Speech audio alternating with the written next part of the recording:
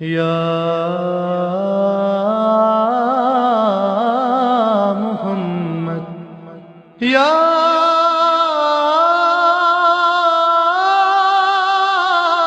محمد یا محمد۔ زینب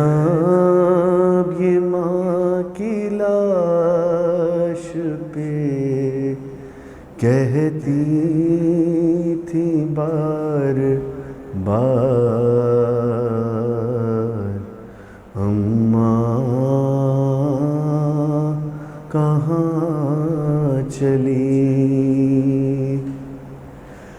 دیوار ادھر اداس ہے، گھر بر ہے سوگوار، اماں کہاں چلی؟ اماں بھی تو آپ تھپکتی تھی پیار سے، آغوش میں لیے، ارے کیسے کریں ہم آپ کے مرنے کا اعتبار، اماں کہاں چلی؟ شاید زمین لرزتی تھی، روتا تھا آسماں، ہر لاپتھی فغاں، رے کہتی تھی جب تڑپ کے یہ زینب جگر فغار، اماں کہاں چلی؟ جی ناظرین، جیسے آج 10 رمضان ہے، وفات جناب ختیجۃ الکبریٰ ہے، ہمارے ساتھ موجود ہیں مولانا اسد علی زیدی صاحب، اور مسلسل ہمارا یہ 2 دن کا پروگرام ہے، 2 دن کی سحری ٹرانسمیشن ہے جو کہ جناب ختیجہ علیہ السلام پر ہے۔ آئیے چلتے ہیں مولانا صاحب کی طرف اور ان سے چند سوالات کرتے ہیں اپنے ناظرین کے لیے۔ جی السلام علیکم مولانا صاحب۔ وعلیکم السلام ورحمۃ اللہ۔ آج کی جو ہمارا موضوع ہے جناب ختیجہ پر، میں چند سوالات آپ سے کروں گا جو ان کے بارے میں ہیں کہ تاریخ دانوں نے کچھ اس طرح تاریخ میں لکھا ہے کہ جناب ختیجہ جو تھیں وہ سن رسیدہ تھیں، اور ان کی مطلب شادی سے پہلے رسالت مآب سے 2 بیٹیاں یا 3 بیٹیاں تھیں، تو اس پر آپ تھوڑی سی روشنی ڈالیں اور اس میں کیا حقائق ہیں، اس میں کیا سچائی ہے، اس پر ہمارے ناظرین کو کچھ بتائیے آپ۔ دیکھیے، پہلے تو میں دعا گو ہوں، اور یہ سلسلہ معارف امہات المعصومین جس کا آغاز ہم نے پہلی رمضان کو کیا تھا، الحمدللہ یہ اپنے 10ویں اور آخری مرحلے میں داخل ہو چکا ہے، اور کل سے ہم ایک مختلف موضوع پہ گفتگو کریں گے، اور آج یہ سلسلہ کامل ہو رہا ہے اس ذکر پہ، اس شہزادی کے ذکر پہ جو کہ ام المومنین بھی ہیں، جناب خدیجۃ الکبریٰ ملکۃ العرب، اور مادر جناب سیدہ بھی ہیں، سیدہ ام الائمہ ہیں، جیسا کہ ہم نے 2 رمضان کو عرض کیا تھا کہ تمام ائمہ کی مادر گرامی سیدہ کی ذات ہے، اور جناب خدیجہ کا مرتبہ یہ ہے کہ وہ ام الائمہ کی بھی ماں ہے۔ اور کل ہم نے جو سلسلہ آغاز کیا تھا جس سلسلے کا جناب خدیجہ کے تذکرے سے، تو 2 دن ہم نے مختص کیے تھے 9ویں اور 10ویں رمضان کی سحری ٹرانسمیشن کے کہ ہم بی بی کا تذکرہ کریں گے، لیکن کل ہماری گفتگو داخل ہو گئی تھی اس حدیث کی وجہ سے جناب زینب کے تذکرے پہ، اور ظاہر ان کے تذکرے کے بغیر یہ سلسلہ نامکمل رہ جاتا، کیونکہ جناب زینب سلام اللہ علیہا شبیہ خدیجہ بھی ہیں، تو کل کچھ ان کا تذکرہ بھی ہوا چونکہ جناب خدیجہ کی شبیہ ہیں، اور آج جناب خدیجہ کا مسلسل ہم تذکرہ کریں گے، اور ان کی وفات کا دن ہے، اور یہ یقیناً اتنا غم و اندوہ کا دن تھا نبی کے لیے کہ جس وقت جناب خدیجۃ الکبریٰ تو 2 نقصان نبی کے ہوئے، اور 2 ایسی ہستیاں جن سے نبی بے پناہ محبت کرتے تھے وہ اس دنیا سے گزر گئیں، اور اس سال کو جس سال میں یہ 2 ہستیاں گزری ہیں، ایک جناب ابو طالب کی ذات ہے، ایک جناب خدیجہ کی ذات ہے، تو اس سال کو عام الحزن قرار دیا گیا، غموں کا سال، اور اس سال کو غم کا سال کہا گیا۔ اور بی بی خدیجہ دنیا سے گئی ہیں تو رسول اتنی محبت کرتے تھے، اتنی انسیت رکھتے تھے جناب خدیجہ سے کہ علماء اہل سنت نے بھی اس روایت کو لکھا ہے کہ جناب ام المومنین عائشہ روایت کرتی ہیں، حضرت عائشہ کہتی ہیں کہ اگر کوئی گوشت کوئی نبی کی خدمت میں ہدیہ کرتا اور جناب خدیجہ دنیا سے جا چکی تھی تو جناب خدیجہ کی سہیلیوں تک وہ گوشت پہنچاتے اور وہ ہدیہ اور نذورات پہنچاتے، تو اتنی محبت اور جناب خدیجہ کا تذکرہ کرتے ہوئے تھکتے نہیں تھی نبی کی زبان۔ اور یہ جو بات آپ نے جو سوال کیا وہاں تک ہم چلتے ہیں کہ بی بی جب آئی ہیں تو عقد ہو چکا تھا اور سن رسیدہ تھیں، بیٹیاں موجود تھیں، تو جیسے میں نے تذکرہ کیا کہ اس وقت طاہرہ کہا جاتا تھا، کل ہم نے یہ گفتگو کی کہ زمانے جاہلیت میں جہاں عورت کا مرتبہ نہیں تھا، خواتین کو وہ عزت نہیں ملتی تھی، اس زمانے میں بھی اس شہزادی کو طاہرہ کہا جاتا تھا اور ملکۃ العرب تھی، تو یتیموں کی کفالت کیا کرتی تھی۔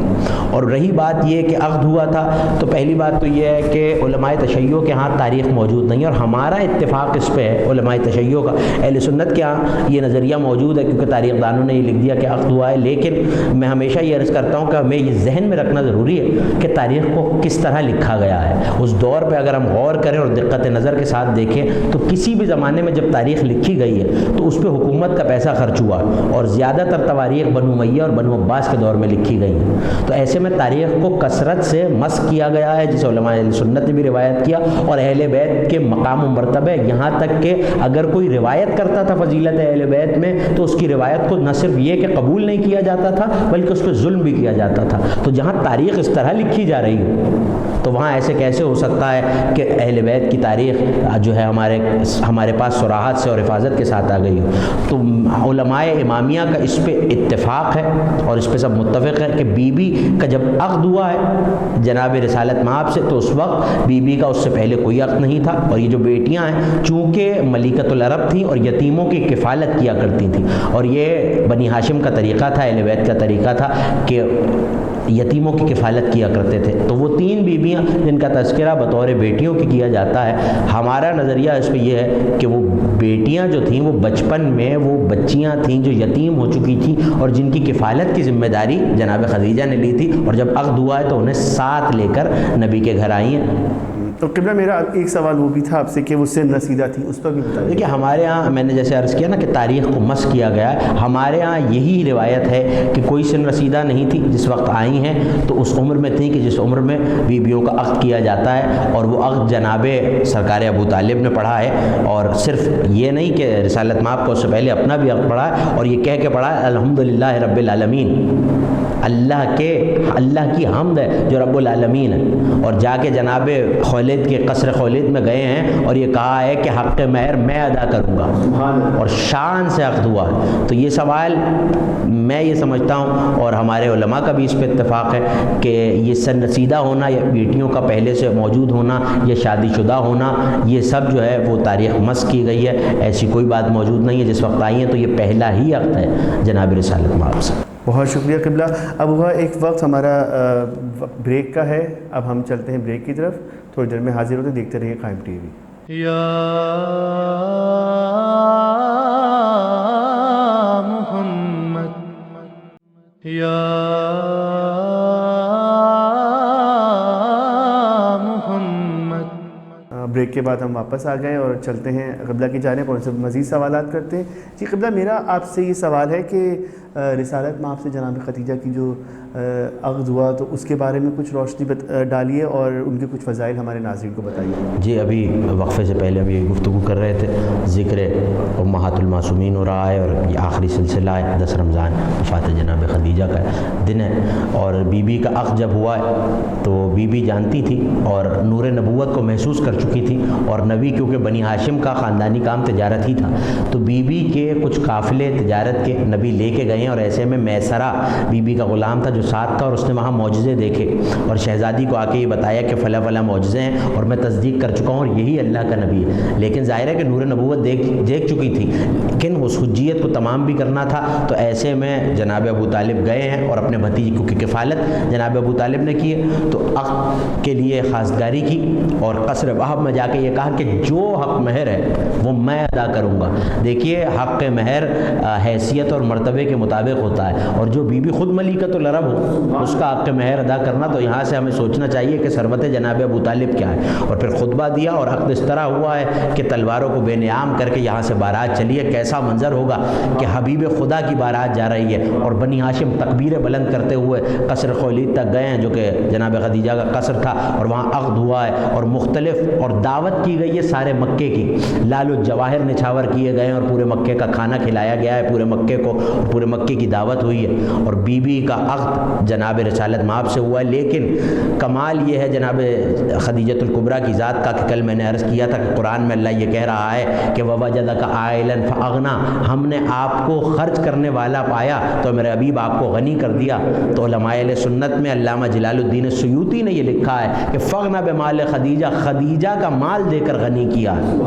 کہ اس کے بعد نبی کو کوئی حاجت نہیں رہی۔ اور یہ بات کہ اسلام کی رگوں میں اگر کسی کا نمک ہے تو وہ جناب خدیجہ کے مال کا نمک ہے۔ اسی لیے نبی نے فرمایا ما قام واستقام دین اللہ الا بالسیف علی ابن ابی طالب و مال خدیجہ، نہ اللہ کا دین قائم ہوتا نہ قائم رہتا بغیر دو چیزوں کے، ایک علی کی ذوالفقار نہ ہوتی، دوسرا جناب خدیجہ کا مال نہ ہوتا۔ تو یہ بی بی، اس بی بی کا مرتبہ یہ ہے کہ جناب امیر کی پرورش جو ہوئی ہے، میں نے اس ساتھ رمضان کو بھی عرض کیا تھا کہ جناب فاطمہ بنت اسد نے جیسے پرورش کی رسالت مآب کی، ویسے جناب خدیجہ نے پرورش کی جناب امیر کی۔ اور نبی یہ کہا کرتے تھے کہ اب میں جناب ابو طالب کا، اپنے چچا کا وہ احسان اتار رہا ہوں کہ انہوں نے میری پرورش کی، اور میں اور خدیجہ علی کی پرورش کر رہے ہیں۔ تو کیسا منظر ہوتا ہوگا جب علی کی زلفوں کو جناب خدیجہ سنوارتی ہوں گی، کیسا منظر ہوگا جب جناب خدیجہ اپنے ہاتھوں سے اللہ کے ولی کو کھانا کھلاتی ہوں گی۔ اور ایسے میں یہ ایک بڑی فضیلت کی بات ہے، شب ہجرت کا جو واقعہ ہے، اور وہ جناب امیر کی فضیلت میں ہم اکثر پیش کرتے ہیں کہ قرآن یہ کہہ رہا ہے وَمِنَ النَّاسِ مَن يَشْرِي نَفْسَهُ ابْتِغَاءَ مَرْضَاتِ اللَّهِ، کہ لوگوں میں ایک ایسا بھی ہے جس نے اپنے نفس کو بیچ کر اللہ کی مرضیاں خرید لیں۔ تو یہ واقعہ کب کا ہے کہ جب بستر رسالت پہ علی نبی بن کر سوئے ہیں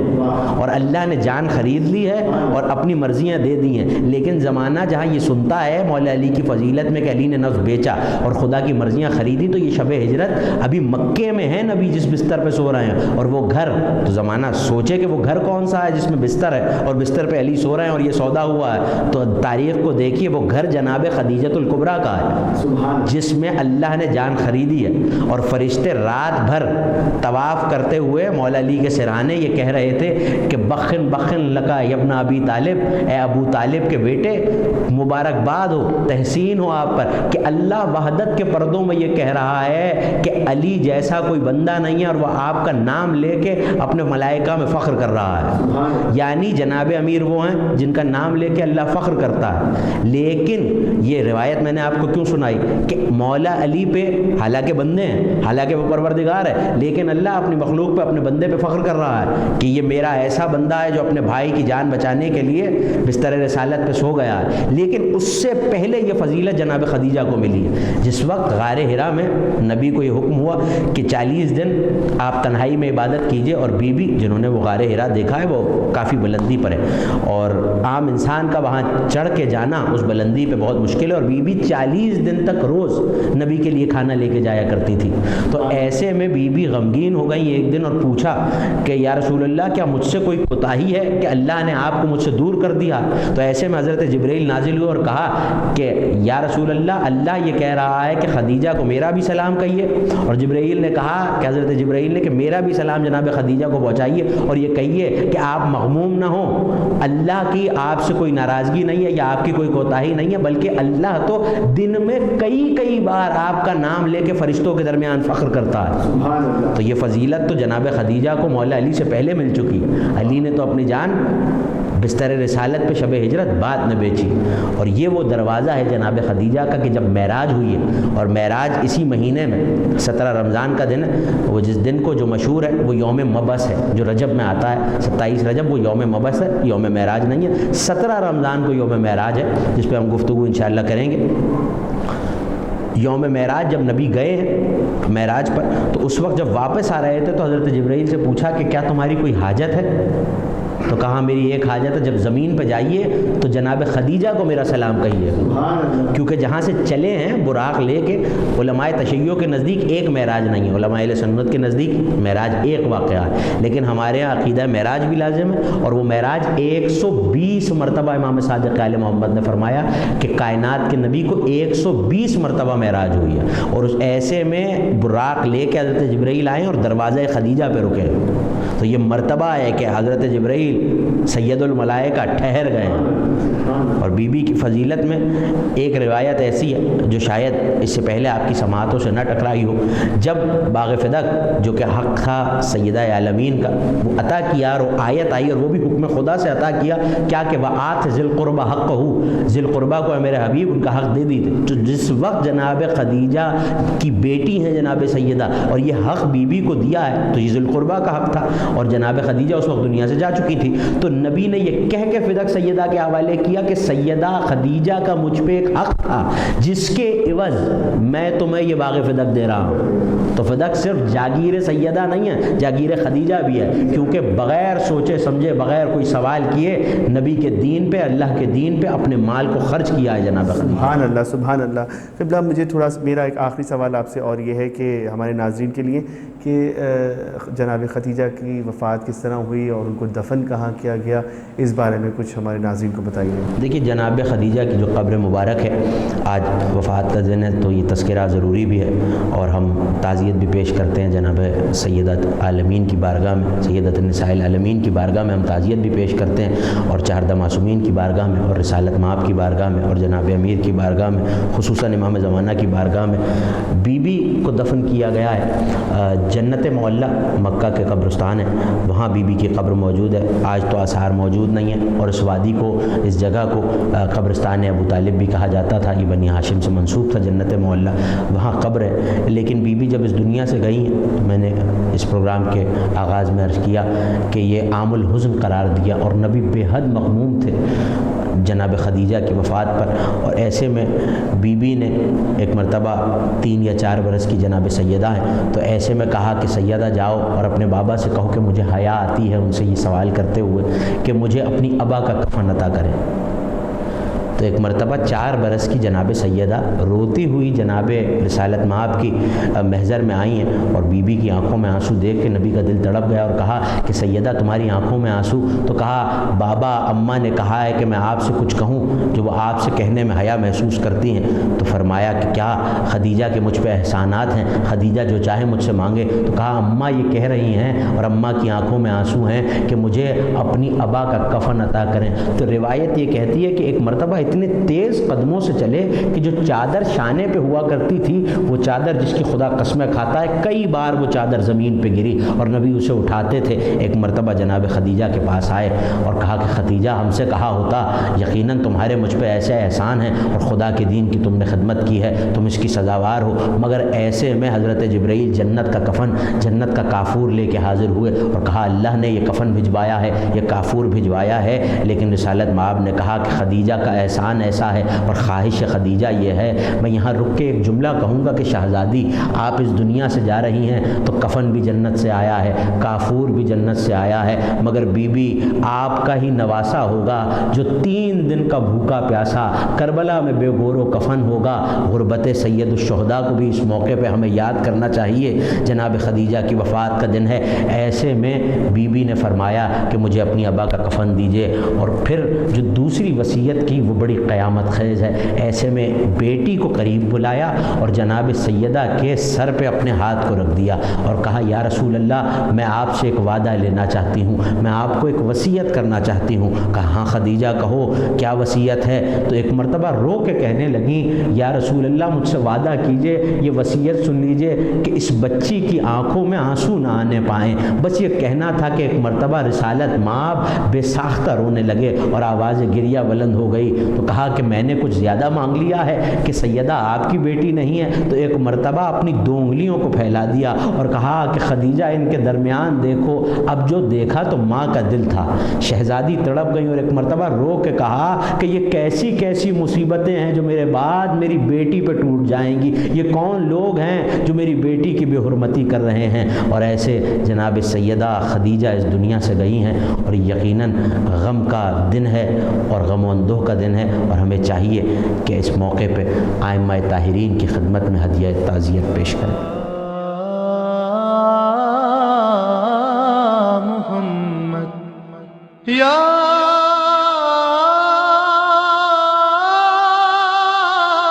محمد یا